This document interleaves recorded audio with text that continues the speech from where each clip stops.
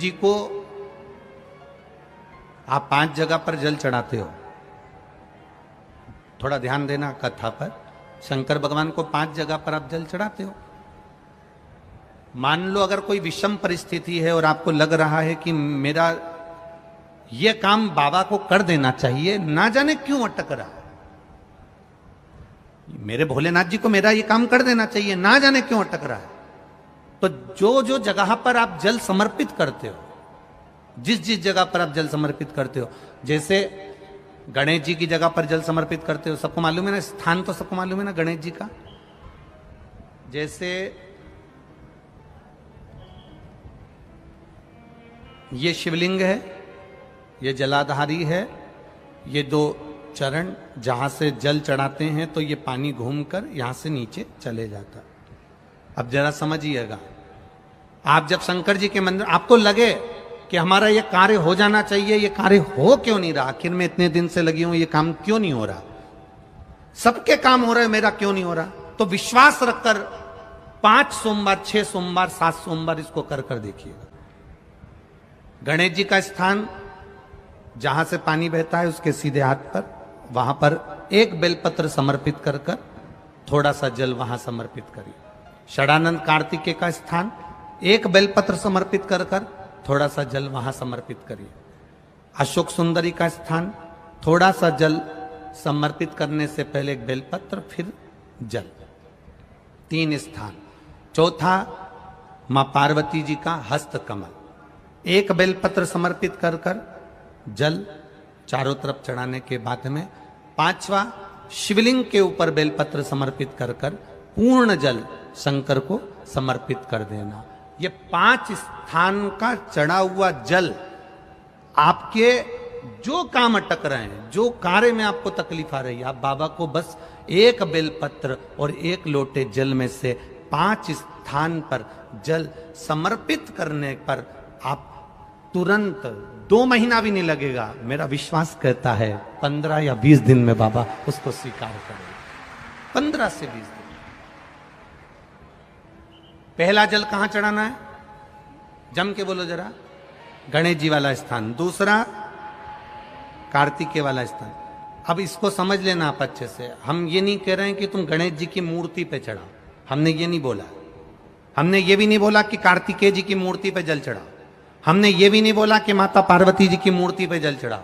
आप तो जो शिवलिंग रखा हुआ है और जो जलाधारी गोल है उस पे जो शिवलिंग रखा है, जहां से पानी बह रहा है, उसके राइट हैंड में गणेश, लेफ्ट हैंड में कार्तिकेय, बीच में अशोक सुंदरी, पार्वती जी का स्थान, हस्तकमल और ये शिवलिंग। आपको गणेश जी के ऊपर जाकर जल नहीं चढ़ाना, आपको कार्तिकेय के ऊपर जाकर जल नहीं चढ़ाना, आपको देवी जी के ऊपर जल नहीं चढ़ाना, आपको तो केवल शिवलिंग की जलाधारी पर और शिवलिंग पर जल चढ़ा। पहला स्थान, बोलते जाओ जम के, केवल जल नहीं, बेलपत्र फिर जल। दूसरा, कार्तिकेय। तीसरा, अशोक सुंदरी। चौथा, अब पार्वती जी को जो तुम जल चढ़ाओगी और बेलपत्र चढ़ाओगी, उसमें तुम्हारा स्मरण होना चाहिए, तुम कहां बैठी हो जल चढ़ाने के लिए, तुम्हारा ध्यान कहां है, कहां बैठकर शंकर जी को जल चढ़ाना चाहिए। आपको पहले भी कथा में कहा, जहां से जलाधारी का पानी बह रहा है, इसके ठीक विपरीत जगह में आप यहां बैठ जाओ। उत्तर दिशा में पानी जाता है तो आप दक्षिण दिशा में बैठकर उत्तर की ओर मुख कर कर बाबा के, मां पार्वती जी के हस्त कमल पर बेलपत्र रखोगी, जल चढ़ाओगी और वहीं से बाबा को तुरंत आनंद के साथ में बेलपत्र चढ़ाकर जल चढ़ाओगी। भले खड़े होकर या वहां जाकर तुम यहां पर जल चढ़ा दो, परंतु उसके बाद में जब आप जल चढ़ाओगी, जब बाबा पार्वती जी को जब बेलपत्र और जल चढ़ाओगी, तो आपका मुख कहां होना चाहिए, जहां से पार्वती, जहां से ये जल बहकर जा रहा हो, यहां बैठोगे तो जल जहां बहकर जा रहा है उधर की साइड तुम्हारा मुख हो जाएगा, उत्तर की साइड तुम्हारा मुख हो जाएगा और बाबा को आप जल समर्पित करो। तो पहला जल बेलपत्र गणेश जी, दूसरा कार्तिकेय जी, तीसरा अशोक सुंदरी, चौथा माता पार्वती जी का हस्त कमल, और 5वें नंबर का जल भगवान शिव के ऊपर, अर्थात भगवान देवाधिदेव महादेव से प्रार्थना करते हुए कि तेरा ही दिया मैंने खाया पिया है, तेरा शुक्रिया है, तेरा शुक्रिया। बाबा से प्रार्थना करते हुए, बाबा से अपने दिल की बात कहते हुए, बाबा से अपने मन की बात कहते हुए, अपने हृदय की बात भगवान देवाधिदेव महादेव से कहते हुए, ये 5 स्थान पर चढ़ाया गया जल आपके मनवांचित फल की प्राप्ति करा देता है, आपको सुख का अनुभव करा देता है। 5 जगह पर चढ़ाया गया,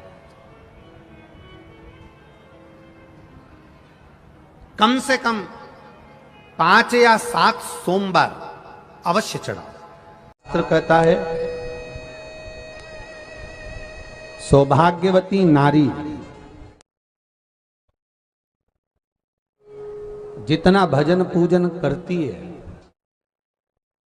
सौभाग्यवती नारी जितना भगवत नाम स्मरण करती है, भगवत पूजन करती है, व्रत करती है, साधना करती है, तप करती है, पूजन करती है, पाठ करती है, आराधना करती है, अर्चना करती है, उस सौभाग्यवती नारी का किया हुआ दान, पुण्य, धर्म, भजन, कीर्तन, स्मरण, सेवा, चाकरी उसके पति के भी काम आती है और उसके पुत्र और पुत्री के भी काम आती है। एक सौभाग्यवती नारी के द्वारा किया, आवाज पकड़ रहा है,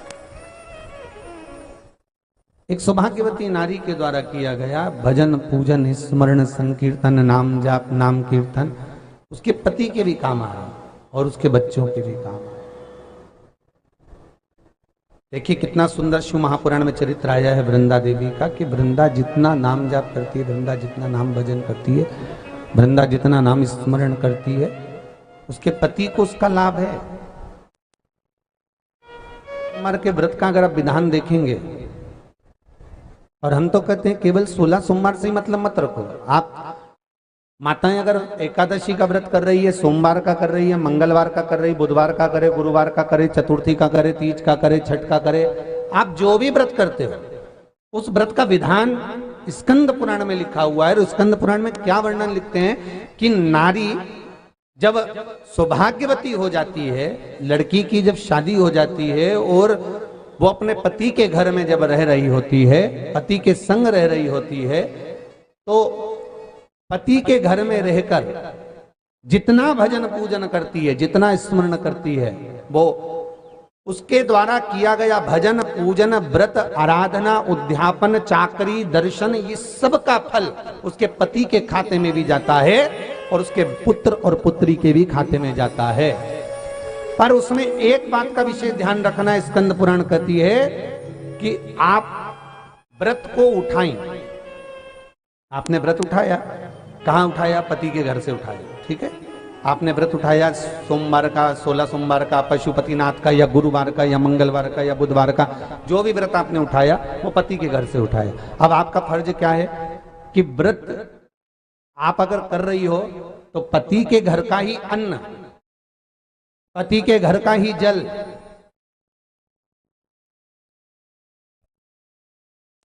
पति के घर का ही सुख आनंद महाराज हमको प्राप्त हो। अगर व्रत करने के दिन मालूम पड़े आपने कोई तीज का व्रत, छठ का व्रत, चतुर्थी का कोई विशेष खास जो व्रत होता है, सोमवार सोमवार का व्रत, पशुपति व्रत, और आप अपने मायके चली गई और मायके का अन्न जल आपने ग्रहण किया, मायके का प्रसाद ले जाकर, मायके की थाली ले जाकर, मायके का पूजन का सामान ले जाकर आपने भगवान की आराधना करी, तो स्कंद पुराण कहती है वो स्वीकृत नहीं होता, क्योंकि विवाह होने के बाद गोत्र बदल जाता है। उस गोत्र का अन्न चाहिए, उस गोत्र का भाग चाहिए। हम हमारे बाबा से रूठ जरूर जाते हैं, हमको लगता है कि वो हमारा परीक्षा ले रहा है, हमको लगता है वो हमारी परीक्षा ले रहा है, मैं भूखी रह गई, मैं प्यासी रह गई, मैं अब पहुंची, हो सकता है हम जितना कष्ट देवाधिदेव महादेव की कथा में जितना कष्ट बाबा से मिलने में, जितना कष्ट हम परमात्मा को प्राप्त करने में, हम जितना कष्ट भुगतते हैं, जितना कष्ट हमें होता है, हम स्टेशन पर पड़े हैं, हम बस में धक्के खा रहे हैं, हम गाड़ियों पर पड़े हैं, हम रोड पर पड़े हैं, हम टेंट में पड़े हुए हैं, मिल रहा खाने को नहीं मिल रहा, हम जितना जितना कष्ट भोगते हैं, ये तैयारी में रहना कि जैसे रेस के घोड़े को मालिक कष्ट देता है तो रेस का घोड़ा जीत जाता है। अगर तुझे कष्ट मिल रहा है तो तू भी जीत कर ही मानेगा, निश्चितता है तेरी।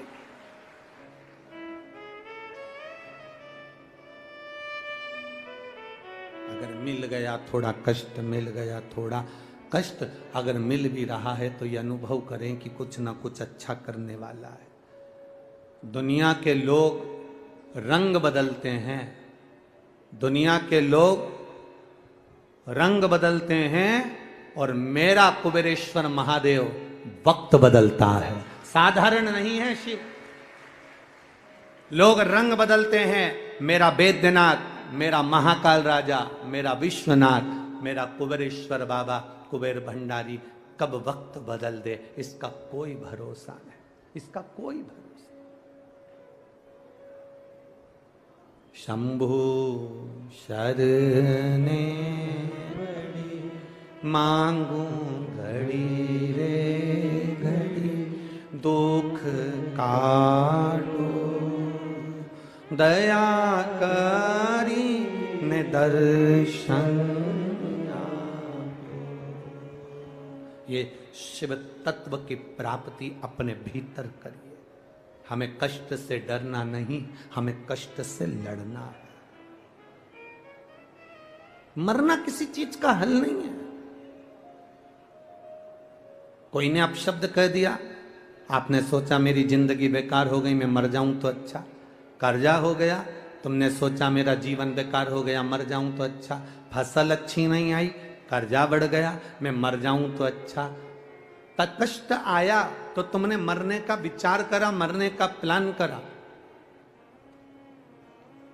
कष्ट आए, तकलीफ आए, दुख आए, कुछ कष्ट जीवन में आए, मरने का प्लान मत करना, शिव नाम जपने का प्लान करना, तो वो नैया पार कर सकता है। शंकर को जपिए, शंकर को भजिए। तुम राम नाम, कृष्ण नाम, शिव नाम जो तुम जप सकते हो, जो तुम्हारे भीतर उमंग उत्पन्न करा कर दे, जो तुम्हारे भीतर से निकलता रहे। आप में कई माताएं ऐसी बैठी हुई हैं, आप में कई लोग ऐसे बैठे हुए हैं जो सुबह से उठते हैं तो मुंह पर श्री शिवाय नमस्तुभ्यम आ जाता है। काम करते करते उसके मुख से निकलता रहता है श्री शिवाय नमस्तुभ्यम, श्री शिवाय नमस्तुभ्यम। मंदिर जा रही है, श्री शिवाय नमस्तुभ्यम। कहीं काम कर रही है, श्री शिवाय नमस्तु। कई लोग आप में ऐसे बैठे हुए हैं जिनके मुख पर गुणगान चलता रहता है। सुबह उठे तो गुणगान, रात को सोए तो गुणगान। उसके भीतर कथा के प्रति इतना रुझान हो गया कि शंकर का नाम उसके मुख से निकलता रहता है। ओम नमः शिवाय, नमः शिवाय, राम नाम, कृष्ण नाम, शिव नाम उसके भीतर अपने आप घट की जिह्वा से निकलता रहता है। उसको वो नहीं चाहती कि मेरे मुंह से नाम निकले, तो भी वो नाम अपने आप निकल रहा है। मतलब शंकर भगवान उसको याद करना प्रारंभ कर दिए, इसलिए अपने आप श्री शिवाय नमस्तुभ्यम मुख से निकलना प्रारंभ हो गया। शिव याद कर रहे हैं उसको, भगवान देवाधिदेव महादेव याद कर रहे हैं उसको, इसलिए शिव नाम मुख से निकल रहा है।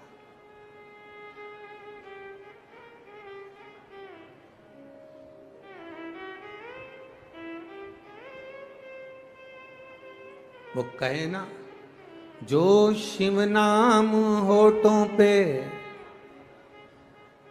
अरे चढ़ गया रे, तो समझो ये जीवन सवर गया रे, तो समझो ये जीवन सवर गया रे। मन को बना ले शिव का शिवालय, मन को बना ले तू शिव का शिवालय। संग में चलेगा तेरे वो डमरू वाला, संग में चलेगा तेरे वो डमरू वाला। शिव को ही हृदय बिठा लो रे, ये शंकर हमारे भीतर विराजमान हो, शिव हमारे भीतर नस नस में, रोम रोम में समाहित हो।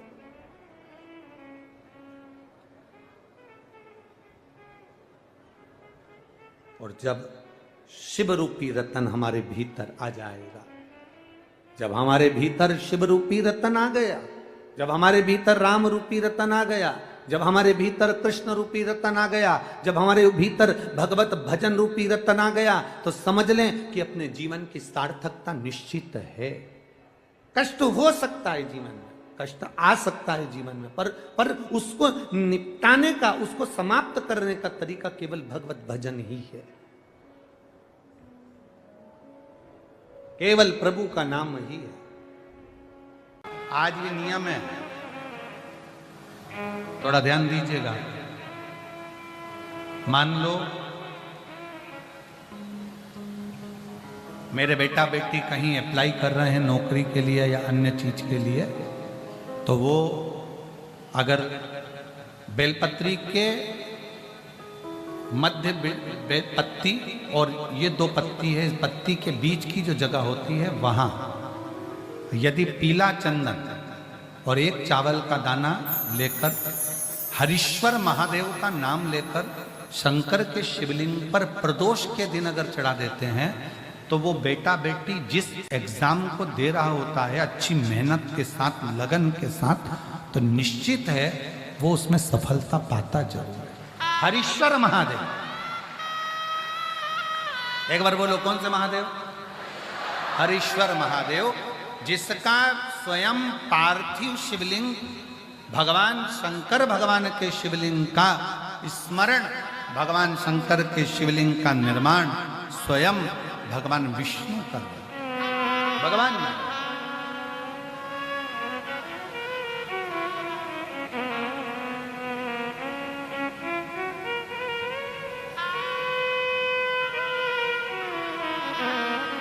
और एक और स्मरण करें, किसके लिए करा था भगवान शंकर ने? लक्ष्मी को वापस पाने, लक्ष्मी को वापस प्राप्त करने, लक्ष्मी जी को पाने के। तो मेरा निवेदन है प्रयागवासियों से और जितने शिव भक्त कथा को श्रवण कर रहे हैं उनसे, कभी अगर आपको ऐसा लगता है कि हमारे बहुत दुख का समय चल रहा है और बहुत दिक्कत आ रही है, बहुत कष्ट की जिंदगी जी रहे हैं, तो मेरा निवेदन है 5 बेलपत्र समझेंगे।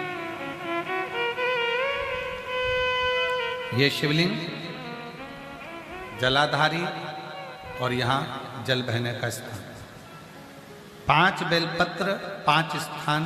पहला अशोक सुंदरी, दूसरा माँ पार्वती जी का हस्त कमल, तीसरा भगवान शंकर का शिवलिंग, चौथा बेलपत्र जहाँ नंदी बैठा है उसका जो चरण उठा हुआ है वो स्थान, और 5वां बेलपत्र जो भी बेलपत्री का वृक्ष, आंवले का वृक्ष, बड़ का वृक्ष या पीपल का वृक्ष मंदिर के अंदर हो, उस वृक्ष के नीचे।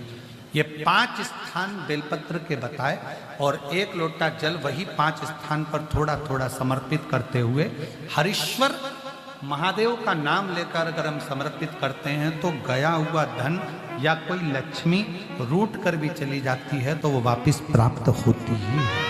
हरीश्वर महादेव, भगवान हरीश्वर महादेव का स्मरण हमारे लिए लाभदायक है। हरीश्वर महादेव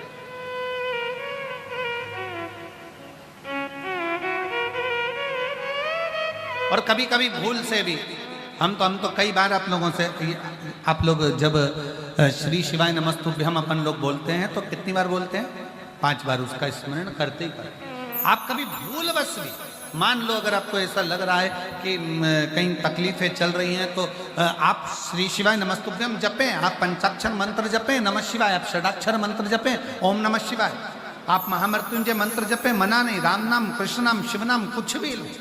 पर आपको ऐसा लग रहा है कि मैं बहुत उलझनों में फंसी पड़ी हूं, बहुत तकलीफ में, तो हरीश्वर महादेव का स्मरण कर सकते हैं। 2 क्षण करो।